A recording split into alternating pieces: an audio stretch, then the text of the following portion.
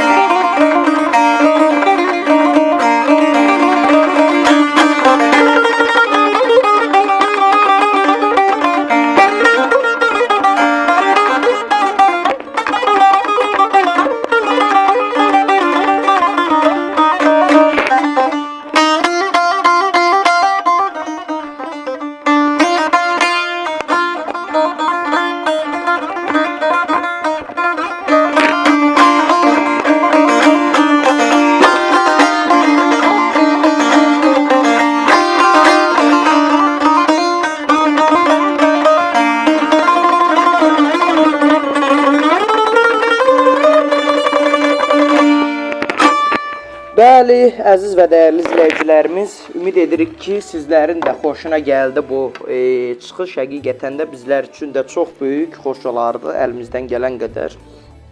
Əgər ki, bir şeylər edə bilmişiksə.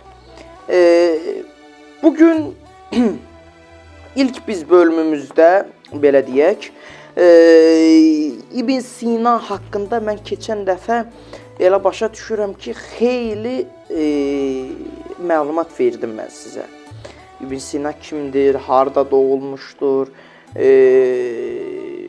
necə oxumuşdur, da nətər deyərlər, yəni uşaqlıqdan bu elmə olan marağı haqqında misal üçün bunu danışmışdıq. Elə İbn Sinanın, mən bunu deyə bilərəm ki, İbn Sinanın ilk müəllimi Natili olub. Natili ona, Natilin özü də elə çox böyük dahi alimlər kimi olmasa da, o da dövrün savadlı şəxslərindən olduğu üçün ilk müəllimi olmuşdur və dərs vaxtı güclü yaddaşını işə salıb Pifaqordan, Platondan, Aristoteldən bir çox mətnləri əzbərə dinləyirdi. İbn Sina da onu diqqətlə dinləyir və dediklərini də yadda saxlamağa çalışardı. Yəni, İbn Sinanın da fitri istedadı ondan bəlli idi ki, çox güclü yaddaşa malik idi, əziz və dəyərli izləyicilər. Yəni, hətta o ilk 5-10 yaş arası o dövrlərdə o Quran 9-10 yaşlarında da artıq Quran hafizi olmuşdu, əzbərləmişdi və oxuduğu mətnlər az qala səhifə-səhifə, söz-bəsöz tam şəkildə yadında qalırdı. Günlər keçdikcə Hüseynin, yəni Əbu Əli Hüseyn ibn Abdullah ibn Sina, belə öz adını demiş olsaq, İbn Sina günlər keçdikcə həkimlik həvəsi də artırdı. Həkimliyə olduqca böyük maraq salırdı. Bunu da tibbə dair oxuduğu kitablarda görürdü.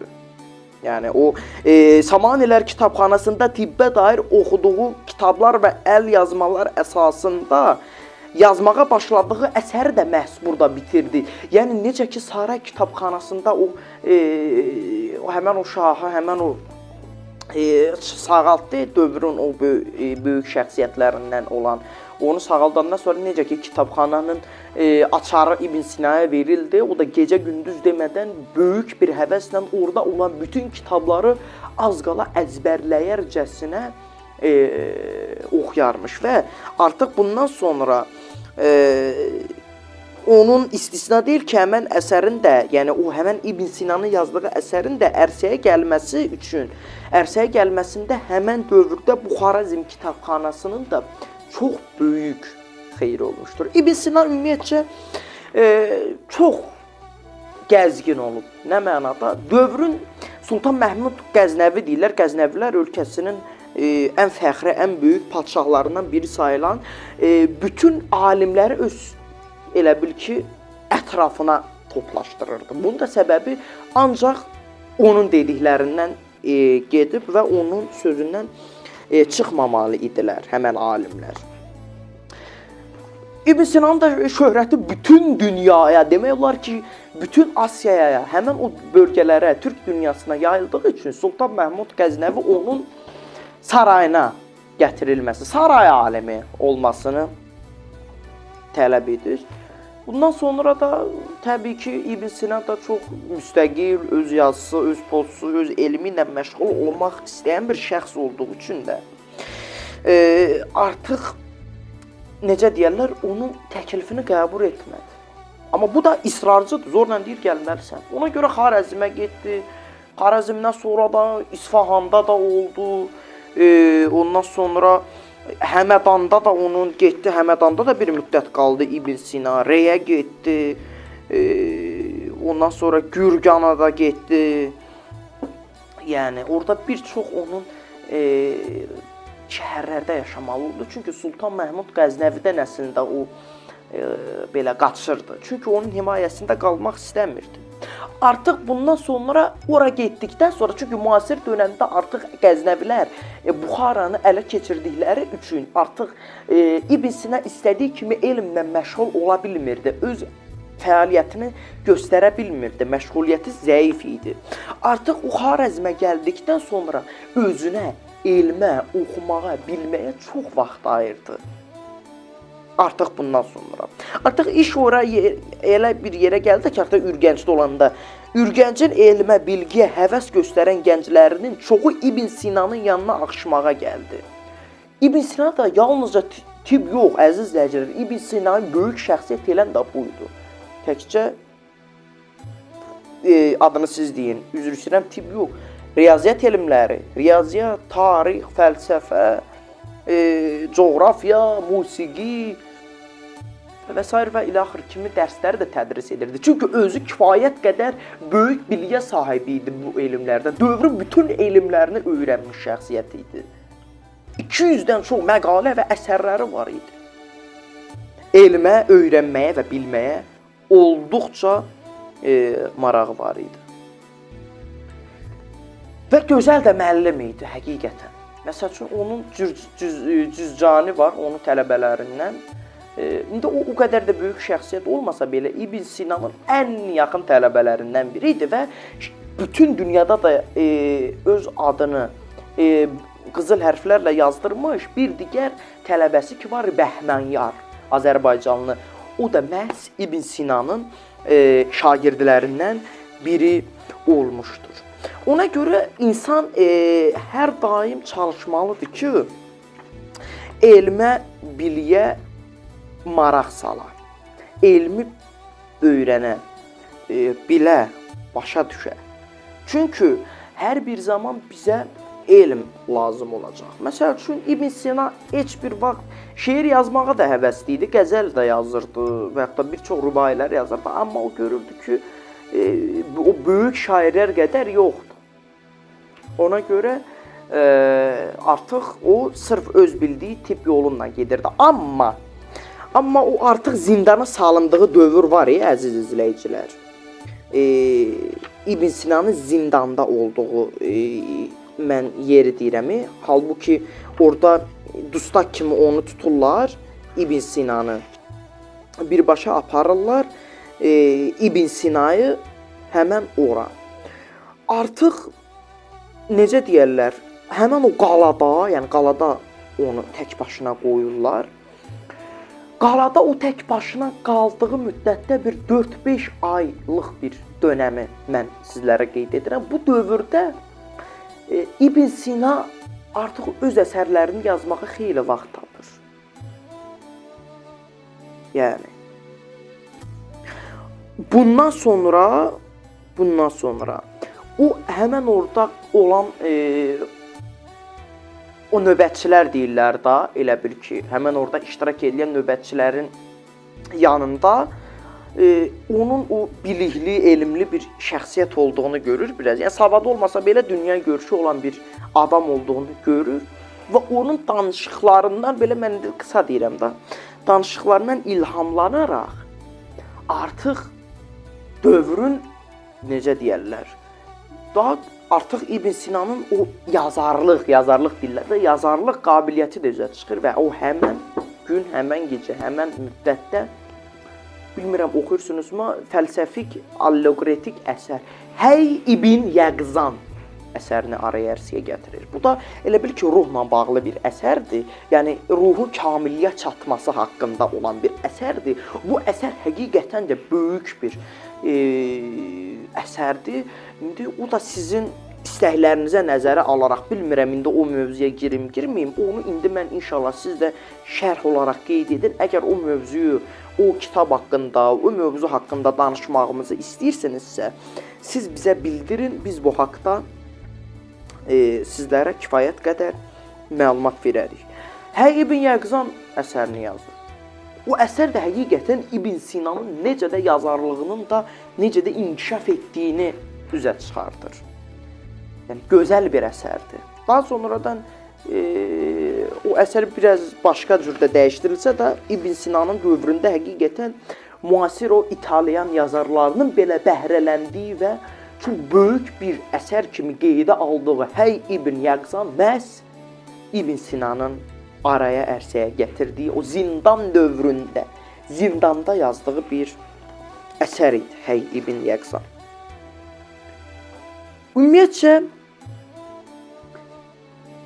müvəffəqiyyətlərin sirri çətinlikdədir. Mən bu haqda elə bilirəm ki, sizə danışmışam. İnsan hər zaman motivasiya olmalıdır. Motivasiyasını düşürtməməlidir. Çünki insanda iradə gücü olarsa, yəni iradə gücü, insanın güc gələ bilməyəcəyi heç bir şey olmaz, hansı elm olursa olsun. Ona görə də insanlar bəzən motivasiya, bəzən isə öz iradə gücləri ilə hərəkətə gəlirlər. Yəni, bu bir cür də həvəs. Məsəl üçün, İbn Sinanı dövrün bütün elmlərinə kifayət qədər yiyələndirən ən başlıca əsas nə idi? Onun böyük həvəsi olması, elmə, bilməyə, öyrənməyə böyük maraq göstərməsi idi. İradəsinin olması idi. Motivasiya müəyyən metodlardan istifadə etməklə insanda bir əmələ qarşı şövq və güc yaratmaq üçündür. Yəni, əgər ki, insan ilk öncə təyin etməlidir, insan hədəfinin nə olduğunu bilməlidir. Onu da nətər öz iradəsinə uyğun olaraq bilməlidir. Və bu işə addım atmamışdan qabaq onu da bilməlidir ki, yəni əziz və dəyərli izləyicilər, onu da bilməlidir ki, çətin olacaq. Yəni, hədəfə gedən yol çətinlikdir. Sənin qabağına hər çətinliklər çıxa bilər.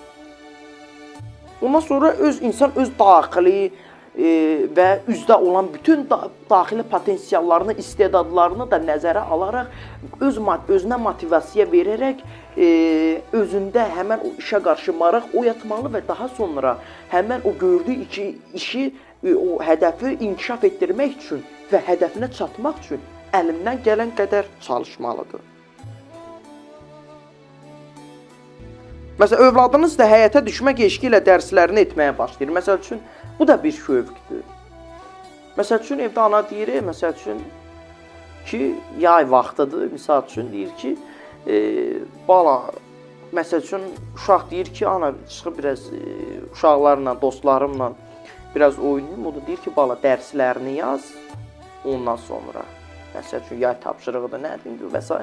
Ondan sonra çıx. Həmən uşaq sırf çölə çıxmaq üçün şövqlə o dərsi yazır. Məqsədi budur. Çətinliyi olsa belə, o motivasiya onun gözündə görünmür o çətinlik.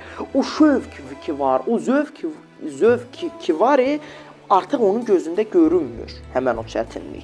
Ona görə hər bir zaman gördüyümüz işdə biz bir-birimizi motivasiya etməliyik və iradəmizi hər daim güclü saxlamalıyıq. Motivasiya nəticəsində insanda yaranan sürət ondakı istəkdən asılıdır, əziz izləyicilər. Əgər istək çoxdursa, hərəkətə keçid də sürətli olacaq. Əgər istək azdırsa, hərəkətə keçid də ləng olacaq. Ona görə də motivasiya ilə bağlı psixologiyada bir qayda var. Həmən bu motivasiya və iradə gücü haqqında danışıram. Deyirlər ki, insan bir işi etmək istəməyib həvəssiz olduqda ondan soruşun. Bu işi etmək istəyirsən, sizə xeyr istəmirəm deyə cavab verirsə, ona ikinci sualı da verin. Bəs bu işi görmək istəməyi istəyirsənmi? Yəni, heç olmasa bunu etməyi istəyirsənmi? Yəni, həvəsin varmı? Bunun özü də bir tənbəllikdən keçir. Tənbəl olmamalıdır insan. Hərəkətli olmalıdır. Yatmaqdan insana heç bir şey gəlməz. Həyatı boyu heç bir şey qazanmaz. Ona görə hədəfimizi təyin etməliyik və o hədəfin uğrunda müvəffəqiyyət qazanmaq üçün əlimizdən gələn qədər çalışmalıyıq və motivasiya ilə o həmən işin çətinliyini də gözümüzə görünməməlidir.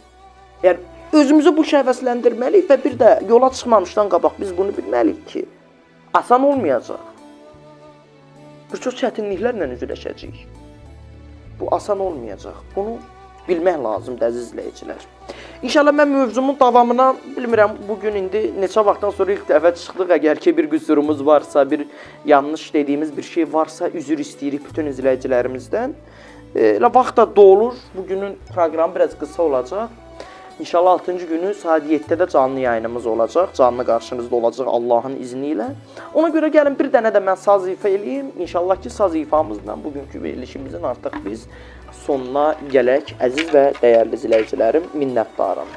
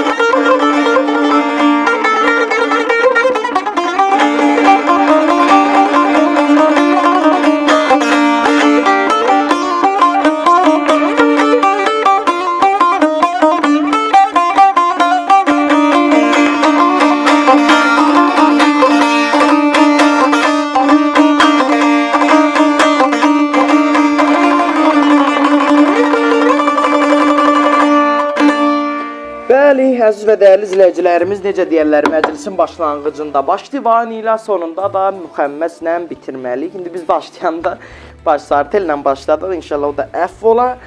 Əziz və dəyərli izləyicilərimiz, Ustad Yolu verilişimiz hər həftənin 3-cü günü saat 21:00-da 9-da sizin qarşınızdayıq. Hər 6-cı günləri saat 19:00-da, yəni 7-də canlı yayımla sizin qarşınızda olacaq. İnşallah davamını da, yəni mövzumuzun davamını da mən gələcək 6-cı günükü verilişimizdə davam edəcəm.